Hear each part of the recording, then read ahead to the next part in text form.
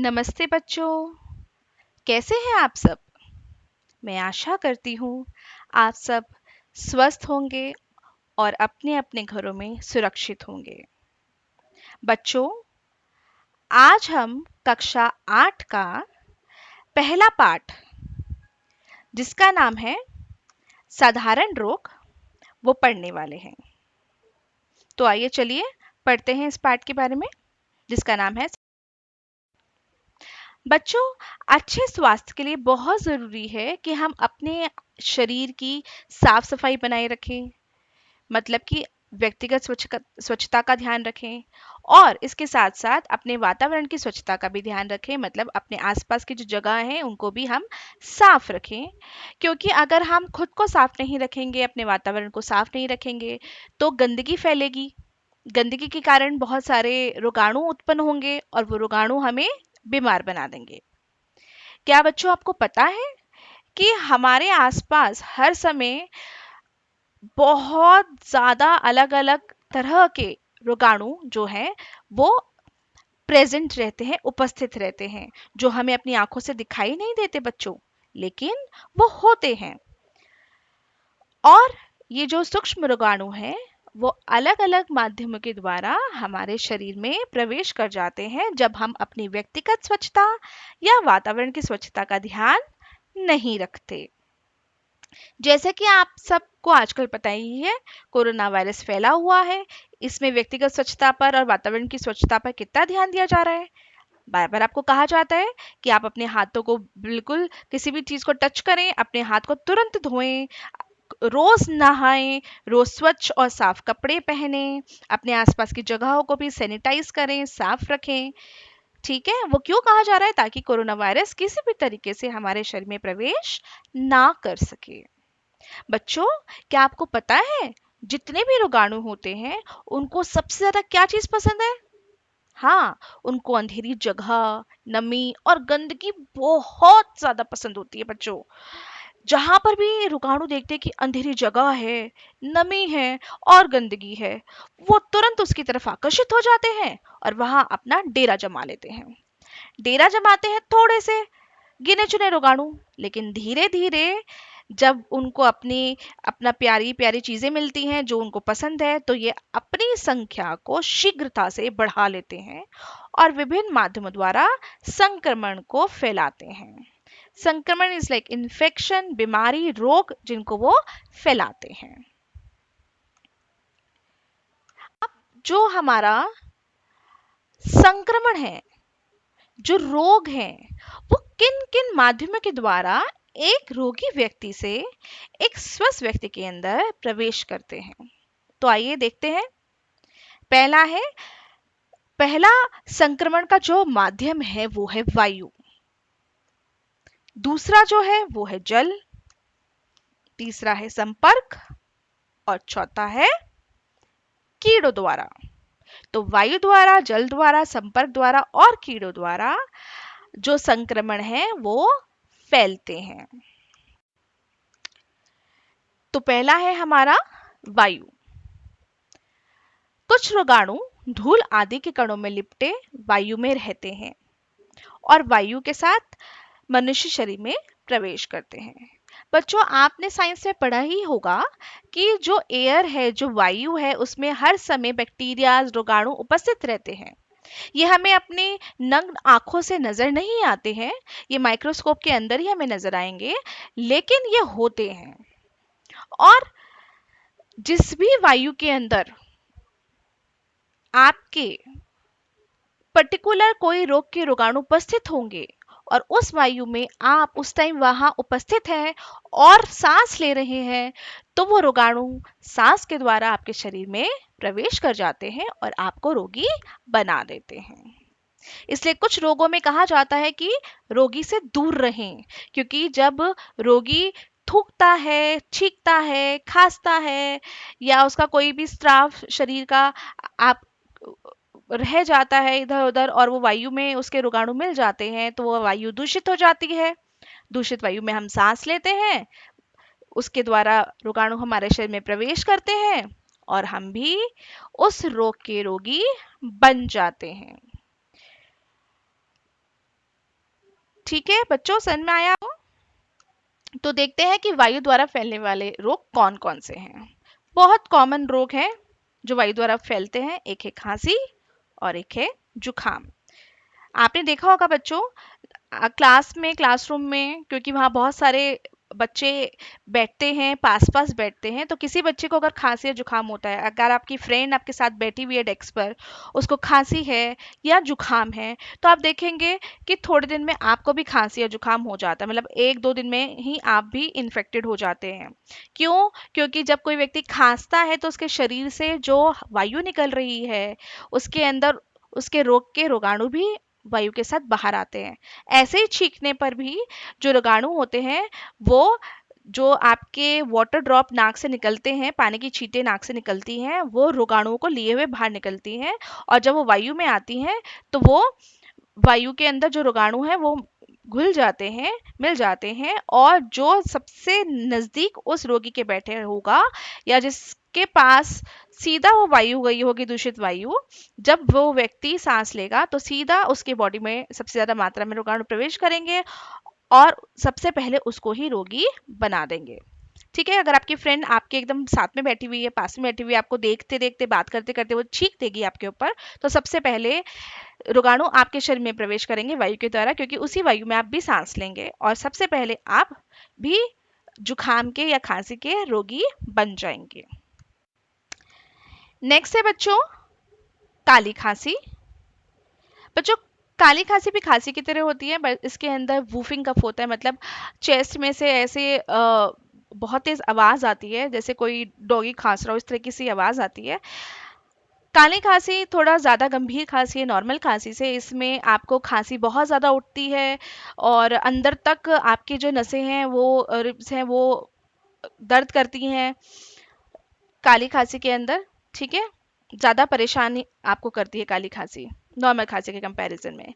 खसरा, खसरा बेटा पता ही है सबको कि बॉडी पर छोटे छोटे लाल रंग के दाने आ जाते हैं।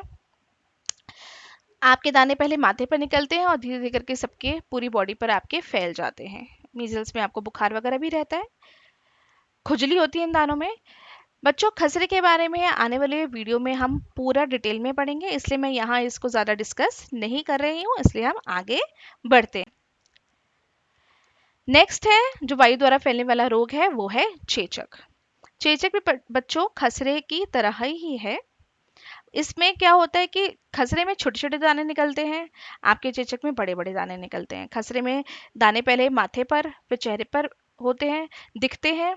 चेचक के अंदर पहले चेस्ट पर दिखते हैं, फिर वो पूरी बॉडी पे फैलते हैं।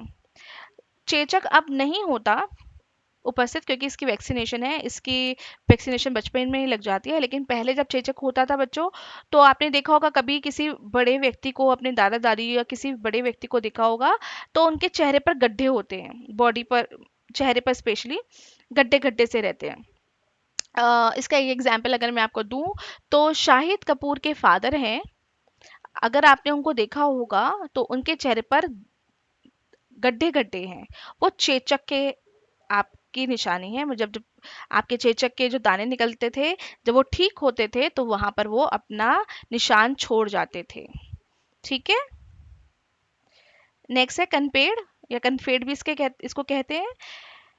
बेटा इसके अंदर क्या होता है, आपके गले में एक ग्लैंड होता है, वो सूज जाता है, जिसकी वजह से आपकी जो शक्ल दिखती है वो एक साइड से सही है और एक साइड से एकदम सूजकर वो अलग से दिखाई देने लग जाती है।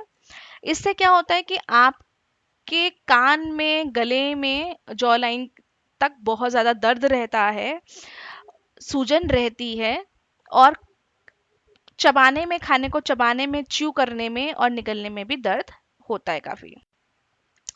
नेक्स्ट है आपका श्रेय रोग, जिसको हम दूसरी भाषा में ट्यूबरकुलोसिस, इंग्लिश में ट्यूबरकुलोसिस या टीबी कहते हैं।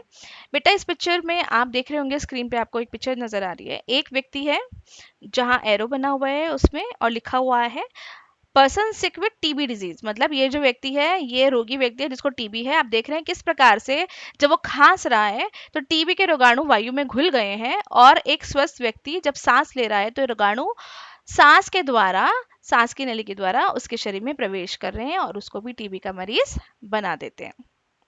नेक्स्ट है कनपेड या सॉरी कंठरोहिणी या डिप्थीरिया। जैसे कि आप पिक्चर में देख रहे हैं, आप देखते हैं जैसे आप डॉक्टर के पास जाते हैं, तो जब डॉक्टर आपका आपको चेक करता है तो आपको मुंह खोलने के लिए कहता है। तो आप देख रहे हैं इस पिक्चर में भी बच्चे ने मुंह खोला हुआ है, और जुबान के पीछे आप देखेंगे कुछ वाइट वाइट इकट्ठा हो रखा है। ये नॉर्मली हमारे गले में नहीं होता। इसका मतलब क्या है कि यहाँ पर उसको इन्फेक्शन हो रखा है। ठीक है। इस इन्फेक्शन की वजह से क्या होता है कि बच्चा कुछ भी खाने पीने या निगलने में उसको बहुत ज्यादा दिक्कत होती है। नेक्स्ट है बच्चों जल। जो नेक्स्ट हमारा संक्रमण का माध्यम है जल। तो कुछ रोगाणु जल में जीवित रहते हैं, और जब मनुष्य दूषित जल का सेवन करता है तो उसे रोगी बना देते हैं। कहने का मतलब है कि जब हम गंदा पानी पीते हैं जिसके अंदर एक पर्टिकुलर रोग के रोगाणु उपस्थित हैं, तो वो रोगाणु जल के द्वारा हमारे शरीर में प्रवेश करते हैं और हमें रोगी बना देते हैं। बच्चों आप स्क्रीन पे एक पिक्चर देख रहे हैं। फर्स्ट पिक्चर आप देखेंगे कि नदी है, उसके किनारे पे लोग कैसे उस नदी के पानी को दूषित कर रहे हैं। वहां मलमूत्र का त्याग कर रहे हैं, गंदी बाल्टी से पानी भर रहे हैं, वहीं नहा रहे हैं, कपड़े धो रहे हैं। तो ये नदी का पानी हो गया दूषित। जब इसी दूषित जल को आप खाने या पीने के लिए इस्तेमाल करेंगे, तो इस पानी के अंदर जो भी रोग के रोगाणु होंगे वो आपके शरीर में जल के द्वारा प्रवेश करेंगे और आपको रोगी बना देंगे। दूसरे पिक्चर में आप देखेंगे कि एक बच्चा है जो मलमूत्र का त्याग कर रहा है। वो जो गंदा पानी होता है टॉयलेट का, वो एक जगह इकट्ठा हो रहा है। अब वो जमीन से नीचे नीचे ही एक पीने वाले पानी का स्रोत है, वहां जाकर मिल गया है। एक दूसरा बच्चा पीने का पानी निकाल रहा है। अब उसको ये पता ही नहीं है कि जो पीने का पानी वो स्वच्छ समझ रहा है, साफ समझ रहा है, वो कब गंदा हो चुका है। अब जब वो बच्चा इस पानी को पिएगा तो रोग के जो रोगाणु होंगे इस पानी में उसके शरीर में जाएंगे पानी के द्वारा और उसको रोगी बना देंगे। नेक्स्ट है बच्चों हमारा जल द्वारा फैलने वाले रोग। तो जो पहला है वो है अतिसार। अतिसार को अगर मैं दूसरी भाषा में आसान शब्दों में समझाऊं तो ये होते हैं दस्त। बस इसके अंदर जो मल मूत्र त्याग करने की जो संख्या होती है वो बढ़ जाती है, और इस रोग की गंभीरता दस्त से कहीं ज्यादा होती है। इसमें व्यक्ति के पेट में ऐंठन दर्द रहता है, और जो हमारी आंतें होती हैं उसमें इन्फेक्शन हो जाता है। बार बार मल मूत्र का त्याग करने के लिए जाना पड़ता है। आपका जो मल होता है उसके साथ साथ बहुत ज्यादा मात्रा में पानी आता है। उस पानी में हमारे इलेक्ट्रोलाइट्स होते हैं, तो हमारे शरीर में पानी की कमी हो जाती है, जिसकी वजह से जिसकी वजह से रोगी व्यक्ति की मृत्यु भी हो सकती है। नेक्स्ट है हैजा। स्क्रीन पे जैसे आप बेटा देख रहे हैं हैजे के यहाँ पर आपको सिम्टम्स बता रखे हैं।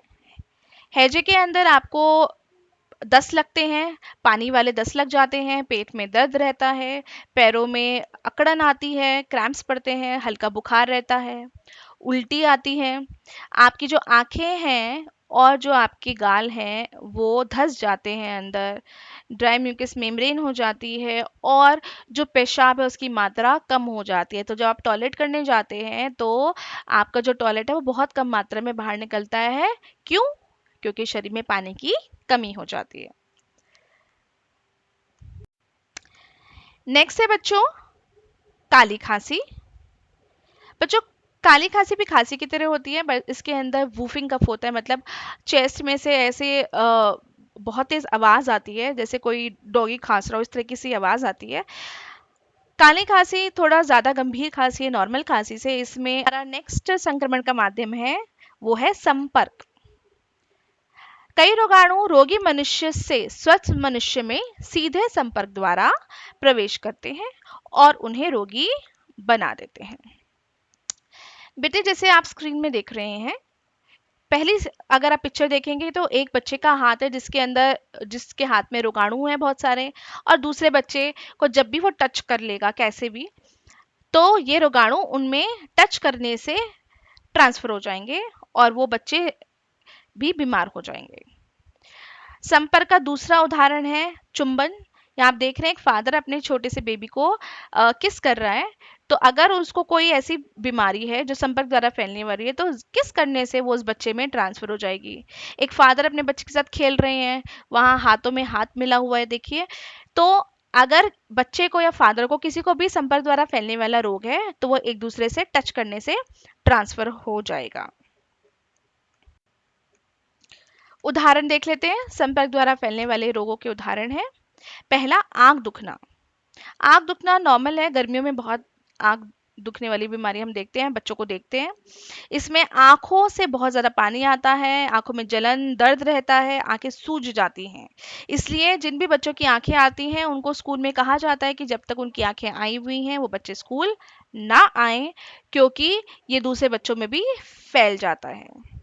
एक्चुअली होता क्या है कि जिसकी आंखें आई होती हैं उसको बहुत दर्द होता है, खुजली बहुत मचती है, आंखों में पानी आता रहता है, तो बच्चा बार बार अपनी आंखों को हाथ लगाता रहता है, तो उसके हाथों में रोगाणु आ जाते हैं।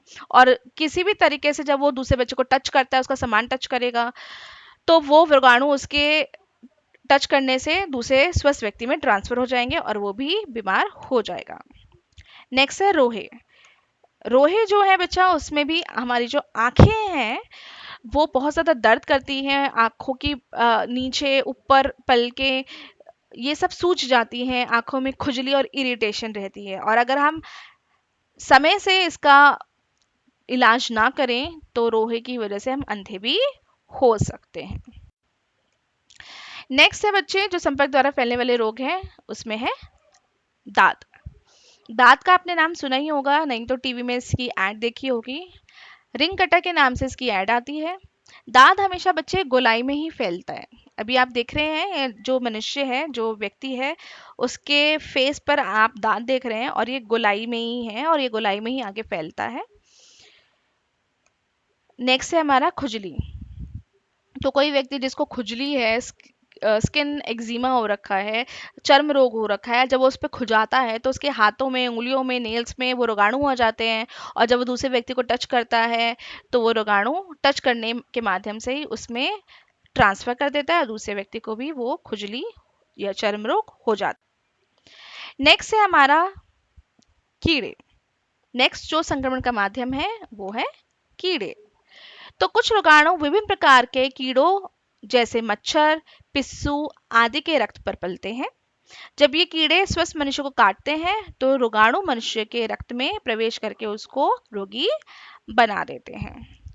तो यहाँ आप देख रहे हैं मच्छर हैं, चूहे हैं, जब ये आपको काटते हैं तो इनके शरीर के अंदर जो रोगाणु होते हैं, जो कि वो रोगी मनुष्य को काट कर अपने अंदर ले आते हैं, उनके रक्त में आ जाता है, और जब ये हमें काटते हैं तो ये वो रोगाणु हमारे रक्त में ट्रांसफर कर देते हैं और हमें रोगी बना देते हैं। कौन कौन से रोग हैं जो कीड़ों द्वारा फैलते हैं? Very good, I know you know it. पहला है हमारा बच्चों मलेरिया। मलेरिया जो है वो मादा एनोफिलीज नामक मच्छर के काटने से फैलता है। मलेरिया हम आगे आने वाली वीडियोस में डिटेल में करेंगे, इसलिए मैं ज़्यादा यहाँ आपको एक्सप्लेन नहीं कर रही हूँ। मैं इन समराइज करके आपको बस इतना बता देती हूँ कि मलेरिया एक तरह का बुखार है जिसमें कभी चढ़ के बुखार चढ़ता है, सर दर्द, वॉमिटिंग, बहुत ज़्यादा पसीने आना, दस्त लगना और खून की कमी होना, ऐसे सिम्टम्स नज़र हमें आते हैं। नेक्स्ट है प्लेग रोग। प्लेग बुखार जो है वो चूहों के काटने से होता है। बहुत पहले प्लेग नामक महामारी फैली थी, अब इसका कंट्रोल हमारे पास है। नेक्स्ट है हमारा डेंगू ज्वर। हाँ जी, मुझे पता है आप सब बच्चों को इसके बारे में बहुत ज़्यादा नॉलेज है, क्योंकि स्कूल असेंबलीज में इसके बारे में हम बात करते हैं और टाइम टू टाइम आपको इसके बारे में अपडेट करते रहते हैं और वापस आपसे भी पूछते रहते हैं। ठीक है, तो डेंगू ज्वर जो है वो भी एक मच्छर के काटने से फैलता है, और इसका मेन सिम्टम क्या है कि जब ये बुखार होता है तो इस बुखार के होने के बाद हमारे जोड़ों में दर्द रहता है। ये जो मच्छर है वो आपको दिन के समय ही काटता है और घुटने से नीचे नीचे ही ये मच्छर आपको काटता है। तो बच्चों इस टॉपिक का हमारा यहाँ पर एंड होता है। नेक्स्ट जो भी हम पढ़ने वाले हैं वो नेक्स्ट वीडियो में हम पढ़ेंगे। हम वहाँ पर एक एक डिजीज़ लेंगे और उसके बारे में डिटेल में पढ़ेंगे, तो मेरी नेक्स्ट वीडियो देखना आप ना भूलें। तो देखते हैं कि वायु द्वारा फैलने वाले रोग कौन कौन से हैं। बहुत कॉमन रोग है जो वायु द्वारा फैलते हैं, एक है खांसी और एक है जुकाम। आपने देखा होगा बच्चों, क्लास में, क्लासरूम में, क्योंकि वहाँ बहुत सारे बच्चे बैठते हैं, पास पास बैठते हैं, तो किसी बच्चे को अगर खांसी या जुकाम होता है, अगर आपकी फ्रेंड आपके साथ बैठी हुई है डेस्क पर, उसको खांसी है या जुकाम है, तो आप देखेंगे कि थोड़े दिन में आपको भी खांसी या जुकाम हो जाता है। मतलब एक